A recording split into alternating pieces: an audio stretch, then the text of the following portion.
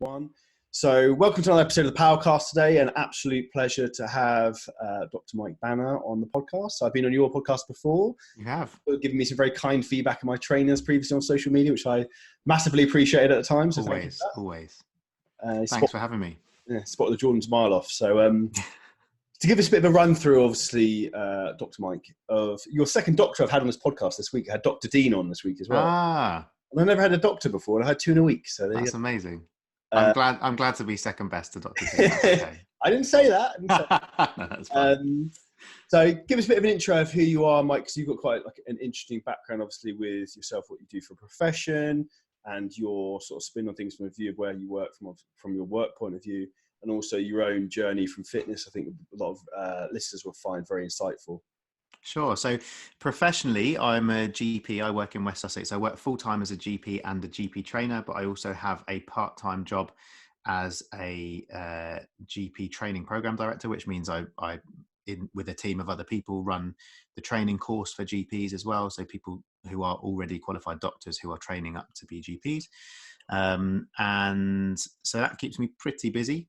But other than that, I have gone on a bit of a lifestyle change journey. I hate that word journey, but no, so do I. But it's not really an easier word to use for it. No, it's just what it is, really. And it's kind of this sort of period of about 6 years where I grew up very inactive and very uninterested in anything to do with physical activity and nutrition or anything like that.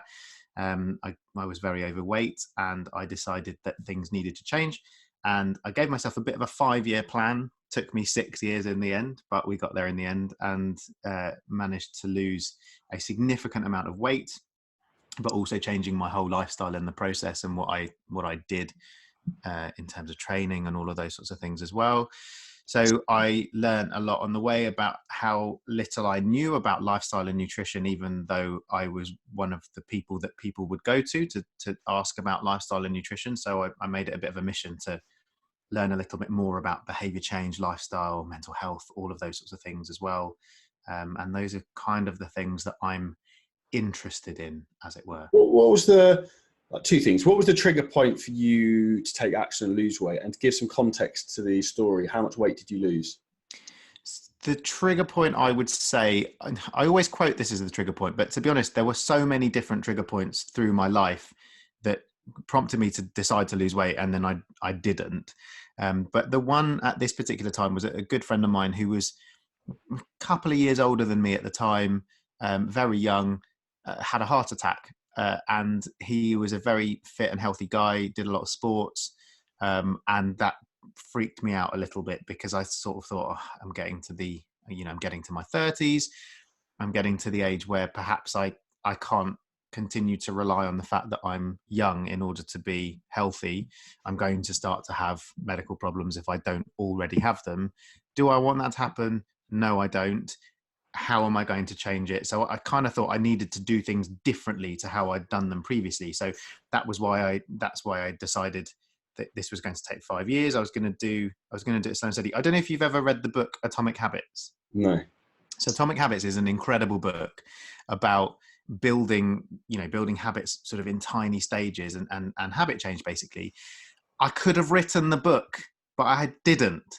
And so I read this book like about a year, 2 years ago. And I was like, this is what I did. That's why it worked, because I was following this book that I'd never read. So it's quite frustrating to hear that I could have just read that book a long time ago, and then maybe I'd have done it a bit sooner. But I think I lost in total 35 kilos. And that figure sort of no longer stands, if I'm being completely honest, because I'm not at the all-time low weight that I've been on, because I focused a little bit more on things like training. And how tall are you, Mike? I am 5'10". Officially I'm about 5'8". I would say 5'8" or 5'9". I'd like to say 5'9", but it's just add a bit extra for lols.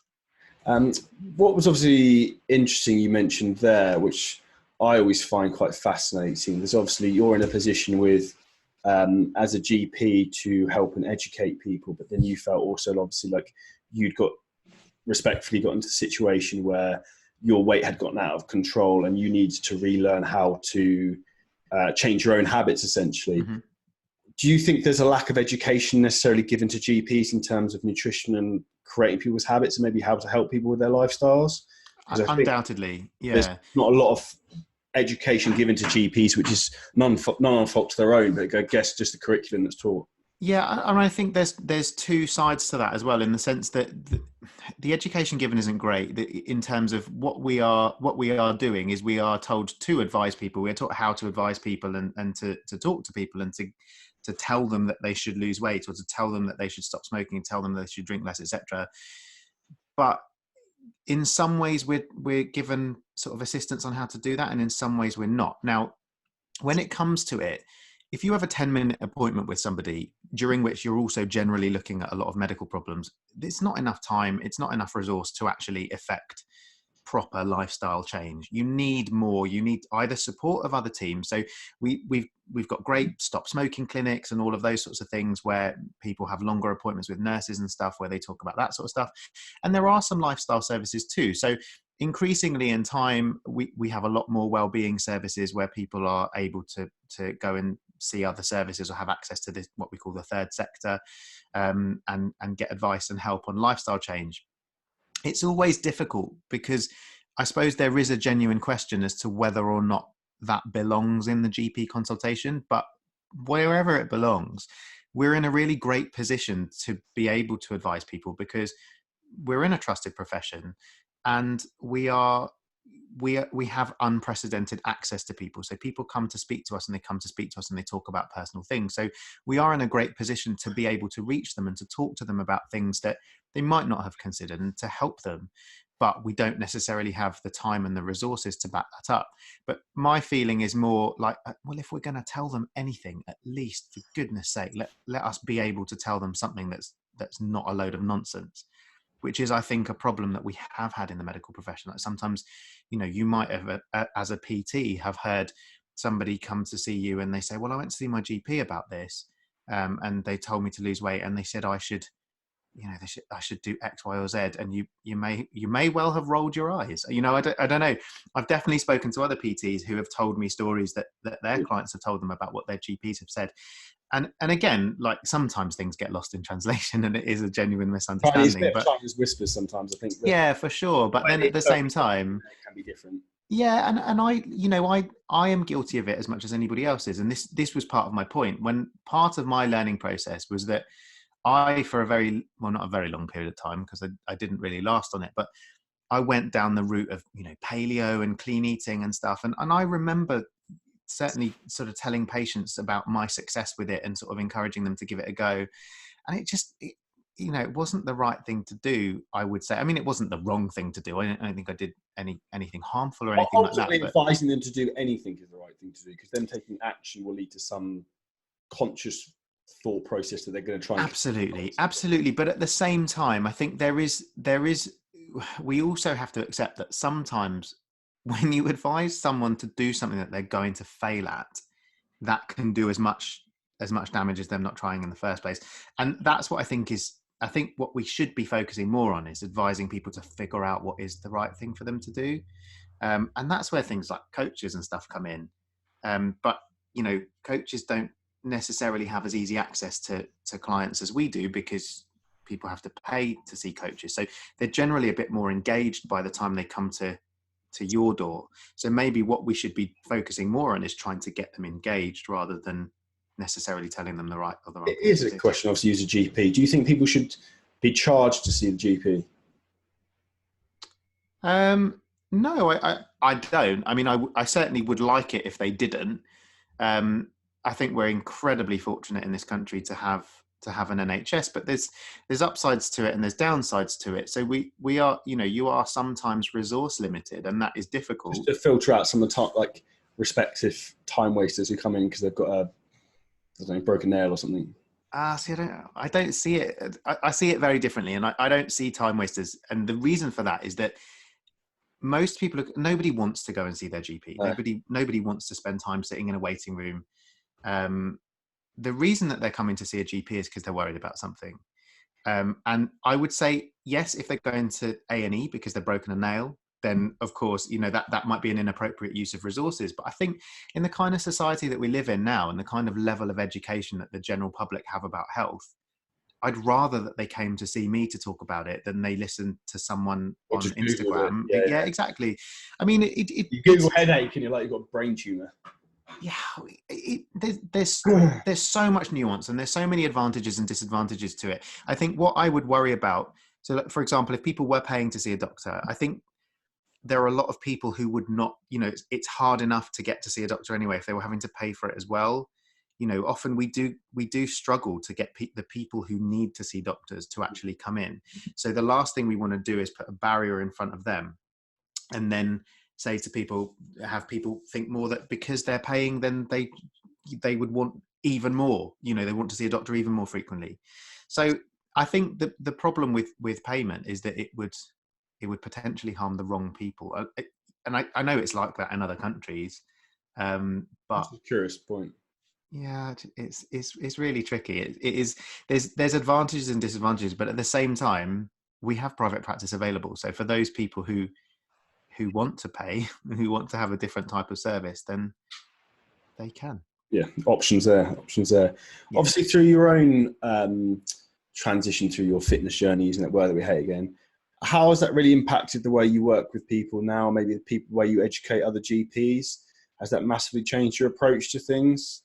I think that one of the biggest things that it has taught me is the humility and the ability to be wrong and the ability to change my mind, because having done things that were very wrong for me in terms of in trying to lose weight, it gave me a humility and a recognition that I don't know everything. I think that one of the biggest things that we struggle with as a profession in medicine is that there's a certain amount of inbuilt arrogance. You train for 11 years to do this job. So by the time you get there, it's very easy to think that you know everything. And, sometimes being a little bit shot down from your own personal experiences and having your wings clipped and realizing your own limitations, I think is incredibly powerful. And I think I would like to think that that's made me a better GP, and it's made me, able to relate to people better as well. And certainly when it comes to things like science, if you want to be somebody that believes in science, you have to leave your ego at the door, because we think things now that we didn't think 20 years ago or 10 years ago or even 5 years ago. So you have to be willing to change your mind, and you have to own it. You have to, when somebody says, oh, but you said this 2 years ago, you have to be able to say, yeah, that's because I was mistaken. That's because I thought that and I was wrong. Based on the information I had available at the time, I presume. Yeah, exactly. The interpretation, that was the optimal. Yeah. Well, in relation to that, is there anything in particular that springs to mind with obviously you losing so much weight? Obviously, you must have tried a lot of different tactics, methods. Was there anything like engrossed in your memory you think, that's the worst thing I ever did, I wish I didn't do that? Or anything that really sort of comes to mind? There's a couple of things. And I think it's an example also, because this is, again, coming full circle. You realize that sometimes misinformation isn't necessarily the worst thing in the world. It's just what you do with it and how you grow from it that's important. Like, so for example, when I first started what I would call the successful period of my kind of dieting life, I believed that, if you didn't eat enough, your metabolism slowed down, so you would stop losing weight, and that would be, that would kind of stop you from continuing to lose weight, because your body would go into starvation mode, all the things that we chuckle at now. What that did actually to me at the time was that it meant that instead of, I had a calorie limit that I was eating to, and instead of trying to eat a lot fewer calories than my calorie limit, I was eating to the limit. So I was eating loads. Like, in my mind, I was like, this is amazing. I'm eating so much more than I would ever eat on a diet. When I tried to diet previously, I was almost, almost trying to starve myself, which is probably why I'd failed previously. So having that incorrect thought that I would stop losing weight if I didn't eat this, 1900 or 2000 calories or whatever a day, meant that my adherence was able to last a lot longer, because I didn't feel like I was on a diet. So it's kind of, and it's recognizing that, sometimes we get massively caught up in the idea that, oh, I can't believe you told somebody not to eat carbs after 6. that might be the right thing for that person. You don't know. As long as you're not telling them like the incorrect science behind it, then I wouldn't advocate doing it intentionally. But at the same time, it's not the worst thing in the world if you feel that, by eating too little, you'll slow down your metabolism, because at least then you'll end up not trying to starve yourself, which is, undoubtedly having its own benefits, because it means you've got more energy to do exercise. You're likely to last longer on the diet, and all of those sorts of things as well. But I went through a big paleo phase. I cut out wheat, sugar, and dairy because I was told and believed that wheat makes you fat. People can't metabolize wheat at different levels. So if you cut out wheat, you'll lose weight. Now, in reality, if I cut out wheat, I'm cutting out pasta, bread, burgers, and cake, which are the things undoubtedly that were the reasons that I had put on weight in the first place. Yeah. So for me, it was great for weight loss, but it wasn't great for my relationship with food, because it made me miserable. It meant that I couldn't actually do a lot of the things that I enjoyed socially, and that I couldn't eat a lot of the things that I enjoyed. And so that was always going to end badly. But, I didn't know that at the time. It's one of those things. I think the real key take-home point that you said there was adherence, and also the underlying point of like consistency there. Yeah. It's something, funny enough, like we mentioned before we kind of podcast, what it's called now, the High Performance Planner is this book that I just bought to organize my life. And it basically, you have to write down a quote or something to tell yourself every day. And mine today was, it's a marathon, not a sprint, because I put too much pressure on myself to try and achieve things too quickly, and I end up rushing through stuff. Whereas sometimes you actually end up going further and becoming better by sometimes taking a step back and being a bit slower with your approach. And that's definitely the way with fat loss is that, and I get with clients all the time, they start with me like, we're not doing cardio every day, what's going on? I was like, trust me, that will come at some point, but you don't need to be doing that at the very beginning. Yeah. Like, everything is a process, and it's a step-by-step stage. You can't go from never training to training twice a day. Like, everything incrementally progresses. Yeah. There's everything in life, and you can't go from 0 to 100 straight away, because it just doesn't work like that. And we all want to run before we can walk, and I think there's a big sort of human nature in that, especially when we feel motivated. And I think there are times to speed things up, like when you're feeling particularly motivated, but there's times to also recognize that you're in it for the long haul. You're not just trying to have a quick fix, because it's the quick fixes that tend not to work. And that just becomes, I think, becoming self-aware of your own personality and your personality traits. And I have become very aware that I'm very gung-ho and slapdash with stuff. So I tend to need, which is very good, because I'm incredibly efficient at implementing things in my life, but I also sometimes don't think things through as properly as maybe I should. So it's a double-edged sword, I think, with a lot of things, but I think the big thing is mindset and habits. And was there, I know you're big into reading and absorbing information. Was there anywhere that you took a lot of solace from that helped you with your journey? Do you know what? I've only really got into reading in the last year or two, which is really interesting. I think I've always, it's odd to me, because I've always been someone who has had a lot of motivation to, I've had a lot of ambition, but I focused it all in things like academics and stuff like that. So it's always quite strange to me when I reflect back about how lazy I am able to be in some aspects of my life and how motivated I can be in others. And it's something I've reflected on quite a lot. And I actually started writing before I started reading, because I found that writing blogs and articles would really help me reflect on these sorts of situations. But to me, most of the motivation actually came from social media. Like I used it entirely for accountability. It was Twitter at the time. I followed a load of fitness accounts. I actually had one of my Twitter friends was sort of the person that kind of said to me, you could lose weight if you wanted to. Because I remember I'd basically seen in the olden days, people's MyFitnessPal diaries used to auto post on Twitter. And I remember this guy had followed me who was in amazing shape. And I remember seeing his MyFitnessPal diary auto post. And I thought, I wonder what this is going to be like. I bet this guy lives on, chicken and lettuce. And I saw he'd had a Subway for lunch, like oats for breakfast, Subway for lunch. And then cottage pie and vegetables for dinner. And I was like, hang on a minute, what's going on here? And I spoke to him about it, and I was like, how come you eat normal food? I thought that wasn't a thing. Like, at this point, you got to remember, I knew nothing about fitness or the fitness industry or anything. Like the idea of me having a personal trainer was ludicrous. Even the idea of me joining a gym at that point was completely ludicrous. I tried all sorts. I'd already tried, like, I bought a bike and stuff to see if I would do that. I didn't. So yeah, it was interesting. And he sort of offered to help me, and got me to download my Fitness Pal. And that's how it all sort of started, really. And then, yeah, I would use it for accountability. I would say, oh, I don't feel like going to the gym today. And then I'd have a load of people replying saying, go to the gym, like it. And it was odd. I don't really know why it worked, but it just did. So I just kept with it. And I suppose that's how I became a bit of a social media addict as well. But that's another story. If it wasn't for that, you wouldn't have made the progress you did?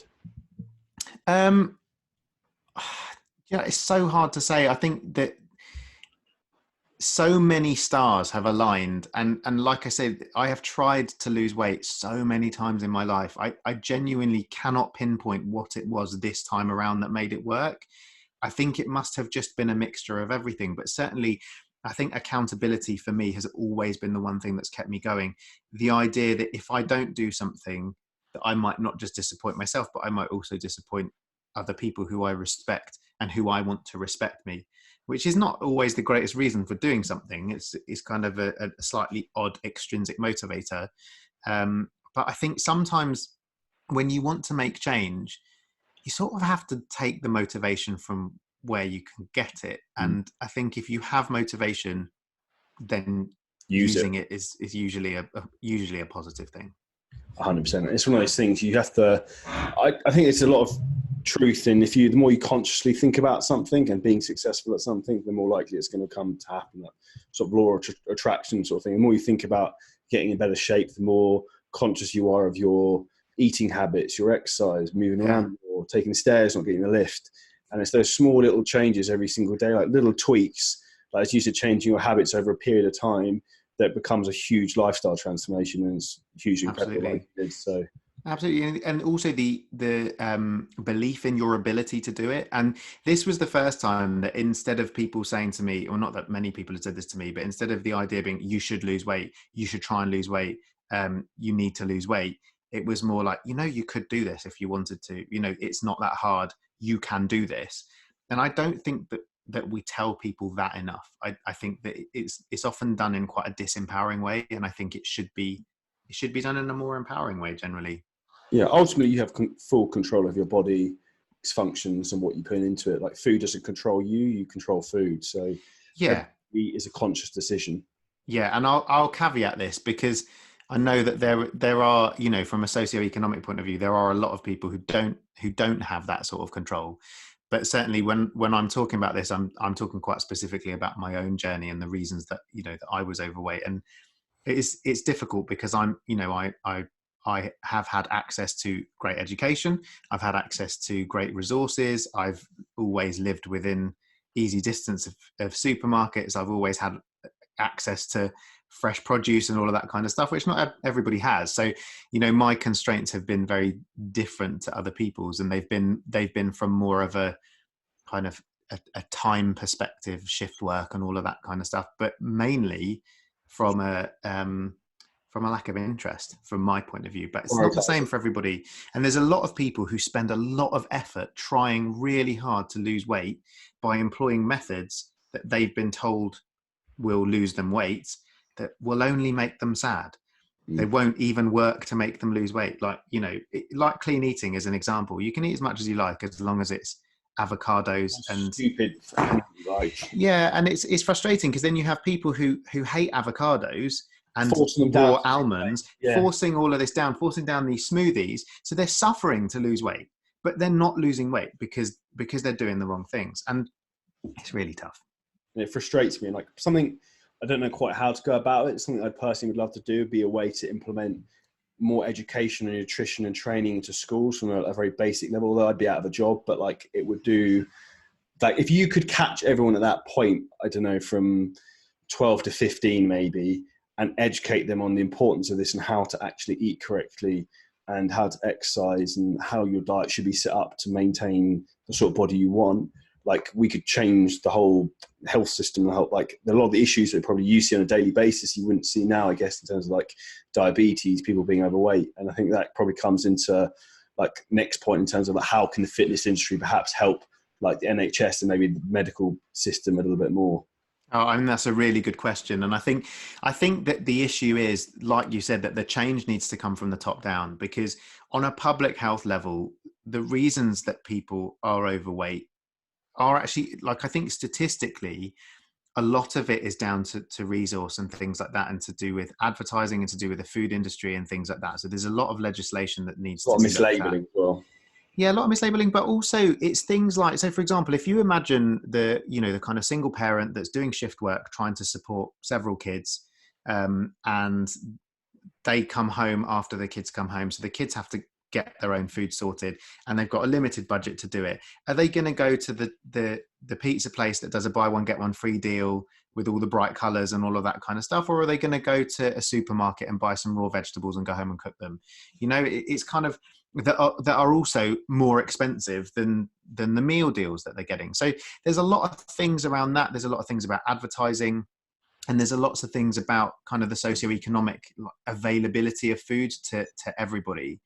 But then there's the education side of things as well. So then what's also as frustrating is that you have the highly educated people with all of the resources who are engaging in poor nutrition because of misinformation.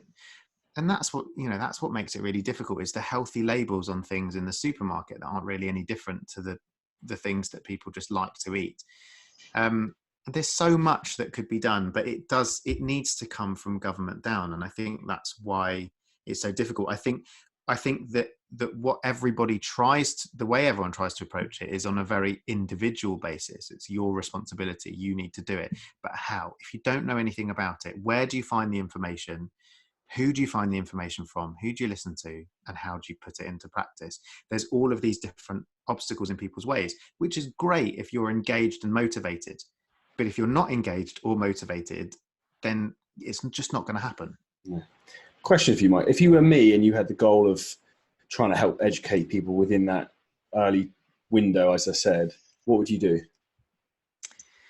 What would I do? I mean, getting in touch with local schools and stuff would that's probably be a good start. Like, I've thought about reaching out to my old schools, to be fair. Yeah. Like coming to do a presentation or. Yeah, because the thing is, there are always places. I mean, there's schools, there's local gyms, even if you speak to your, we're having this discussion. We have a patient participation group at our practice, and we put on health talks from time to time.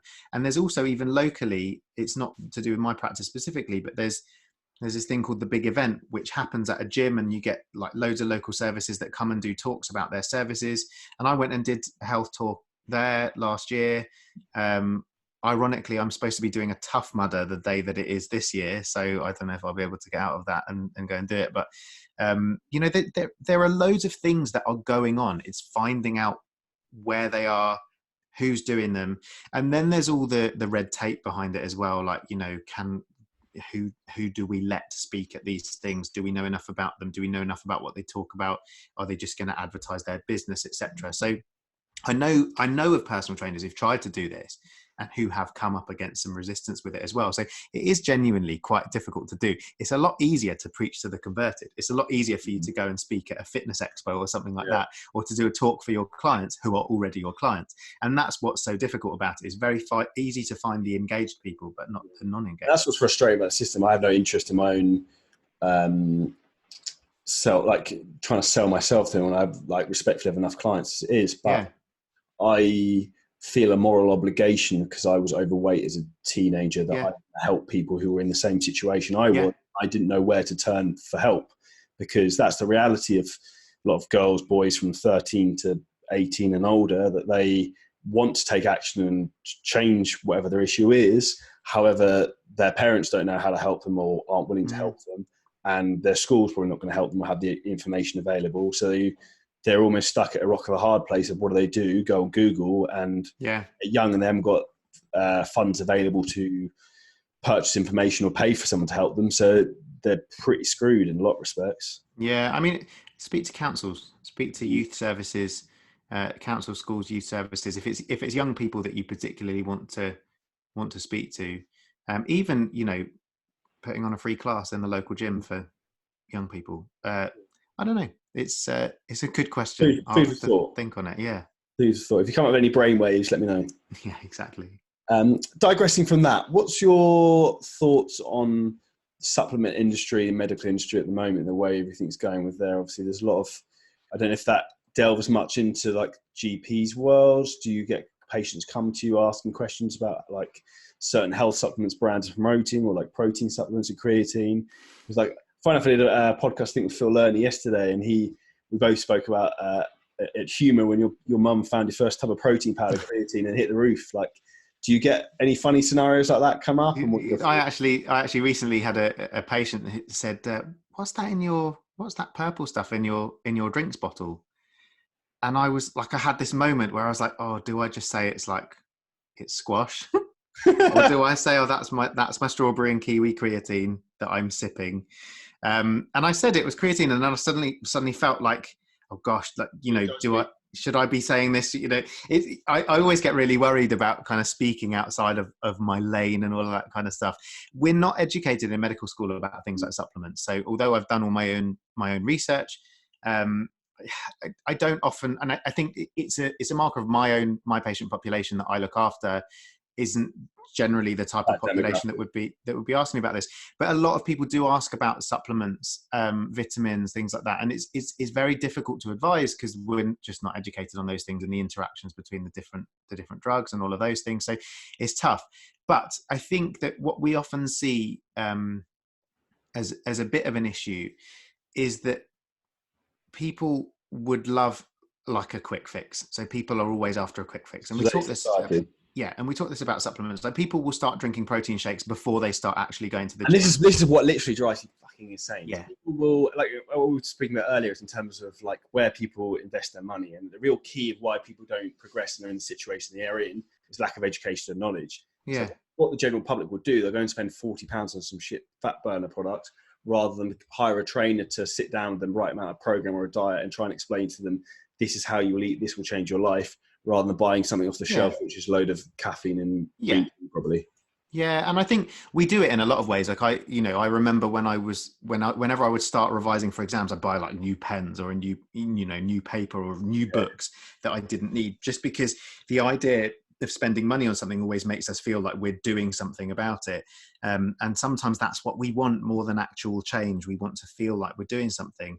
And I think it's difficult because it's like sometimes people will find it easier to ask for a sleeping tablet than they would to go and have a look at all their sleep hygiene and all of those sorts of things as well.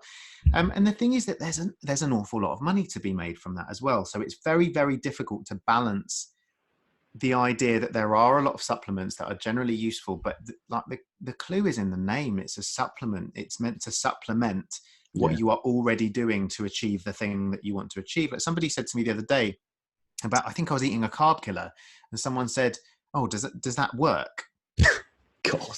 And I was like, laugh. "What do you mean?" No, we shouldn't laugh, because it's the way that things are marketed that make us think. Yeah, it's like I remember when I was growing up, you'd see like the supplement area in like the chemist or whatever. You walk past, and it would always just have pictures of jacked people on the label, and it would be this. You would think that you just take the powder and grow.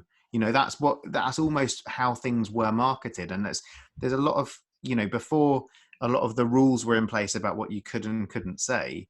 I think there's a lot left over from that as well. Something made me laugh. I had to put up my Instagram story because it was just humorous. When I was in Thailand the other week, there was an energy drink, and it had said it contains amino acids, and amino acids, I can't remember what it said. I think it was like amino acids increase your energy, which like obviously they don't. And I think that's what it said. When you look at something, you're like, how on earth did you put that on the label? Like on like an advertising poster. I looked at it, and I think it was that, and it was literally madness. But yeah, I mean, there's so much stuff, and it, like, even the names of things, like, if something's called maxi muscle, what do you think it's going to do? What are you thinking? How you interpret that? Yeah, exactly. And it's just it is difficult, and it's difficult to kind of explain to people. But it's also hard because there probably are a lot of supplements that would potentially be very beneficial to people, but it's really tough to sort the wheat from the chaff, because often you hear the claims that are made about them, and there's lots of things that they're not allowed to say, and there's lots of things that they are allowed to say, and it's always difficult to figure out. There's always money to be made, so it's often difficult to figure out what you should and shouldn't be listening to, I suppose. Yeah, agreed. One last topical question that's obviously very much in the news and is driving me slightly mental. Having been wearing a face mask around Bangkok airport, what's your opinion on the coronavirus? It's being blown out of proportion, or? I hope it's being blown out of proportion, but I don't really think that it is. I think it depends who you mean by. I certainly think it's being blown out of proportion by some people. I think the media are in an awkward position, because at the end of the day, a lot of information needs to be disseminated to a lot of people who need to take it seriously. So it's almost like if you cast your net very, very wide, you will catch more fish.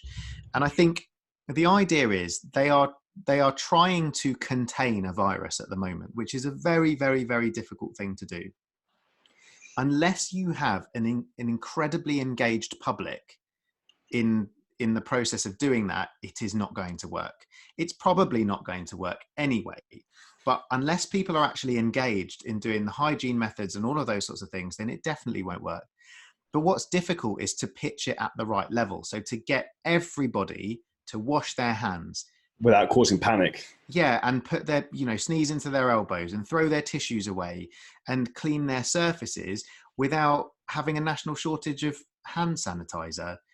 It doesn't seem to be possible to do one without the other. So, you then, the problem is... That's 0 to 100 we were talking about earlier. Yeah, and then once some people have overreacted. So, for example, if everybody's bought all the hand sanitizer, then what are you going to do? The minute you see hand sanitizer, you're going to buy it. You're going to do your apocalypse shop, all of those sorts of things, because you're now scared, not because of what might be, but because you might not actually be able to get food to feed your family because everyone's already bought it. Not because they need to necessarily. And then these things become a self-fulfilling prophecy. Yeah, exactly. But I think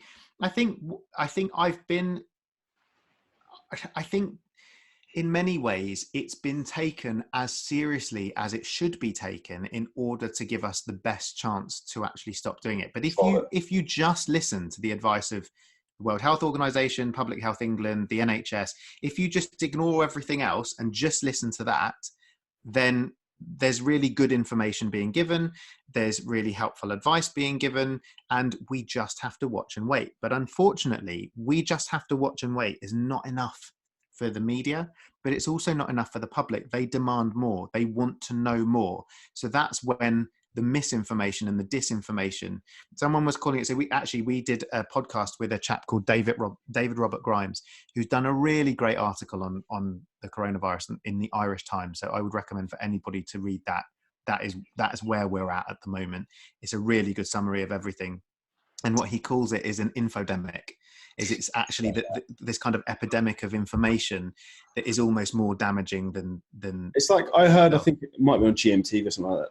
They threw out a headline that 500,000 people in the UK could die from coronavirus. And I was like, how the fuck do you come to that? Like, how can you come up with like numbers like that and start throwing things around like that into the public without trying to ensue panic? Because in my opinion, that's just like scaremongering at volume and scale.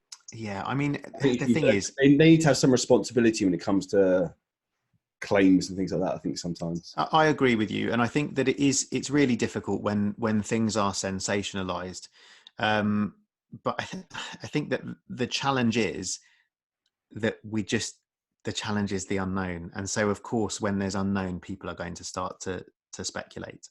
And actually what we should be doing is just listening to the clever people. And I'm not talking about myself when I say that, but listening to the clever people who are putting out the official information, doing our best to follow that information. Because the thing is, it's when it becomes damaging is like, so for example, some of the masks that are being sold, which are being sold to make money, actually have a chance of increasing the spread of the virus because of being used incorrectly, because of false reassurance that you're protected. Therefore, you're less likely to wash your hands. You're less likely to to do other ththings, they're becoming, the masks become moist and soggy, and they're more likely to carry germs. Germs. So, it's kind of like there is a genuine problem with disinformation, but at the same time, I think it is something that needs to be taken seriously, because there is, even if it's slowed down, I think that the way that hospitals are, etc., and the way that the percentage of people that seem to be becoming sick from it are, we just need to be very careful, because what we don't want to do is fill up hospitals with people with coronavirus, because then what are you going to do if you have a heart attack? You're more likely to, not be able to get a bed, but also to then more likely to catch a virus when you're in hospital. So it's more like it's very, very important that we try and do something about it. But that doesn't mean that it doesn't mean it's the end of the world, is what I mean. But yeah, it's really difficult because we just don't have the information to give to people yet. 100%. All right, we'll start to wrap things up there. I want to have one last quote or question from you. So obviously you've had an incredibly inspirational fat loss journey. Again, we use that horrendous term. There's so many people who really struggle with that last step of taking action and changing themselves. What would you say to those people, maybe yourself before you started and have obviously completed the transformation now? What would you want to say to anyone like that who is sitting on the fence or scared to ask out for help or to change?